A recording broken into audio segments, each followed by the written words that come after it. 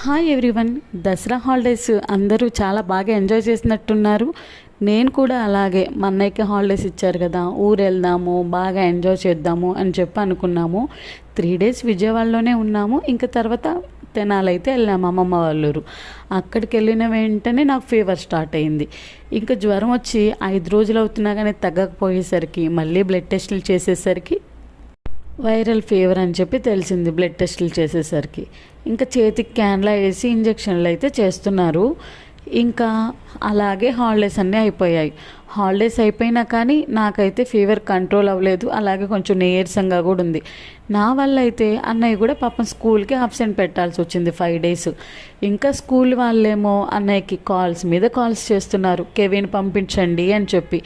ఇంకా అమ్మేమో ఇప్పటికే 5 days హాలిడేస్ పడిపోయినాయి కదా అని చెప్పి ఇంకా నన్ను అమ్మమ్మ వాళ్ళ దగ్గర వదిలిపెట్టి అన్నయ్యని తీసుకొని విజయవాడ వెళ్ళింది. నేనైతే అమ్మమ్మ వాళ్ళ ఇంటి దగ్గర చాలా బాగున్నాను. ఇప్పుడిప్పుడే కొంచెం కోలుకుంటున్నాను. చేతికి సూది కూడా తీసేశారనమాట. అమ్మమ్మ తాతయ్యకి బోల్డ్ అని కబుర్లు అయితే చెప్తున్నాను. మా అన్నయ్య పాపం విజయవాడలో వాడికి చాలా బోర్ కొడుతుందంట. స్కూల్ నుంచి ఇంటికి వచ్చిన వెంటనే ఒక్కడే ఆడుకోవటానికి ఎవరూ లేక ఫీల్ అవుతున్నాను అని చెప్పి ఫోన్ల మీద ఫోన్లు చేస్తున్నారు.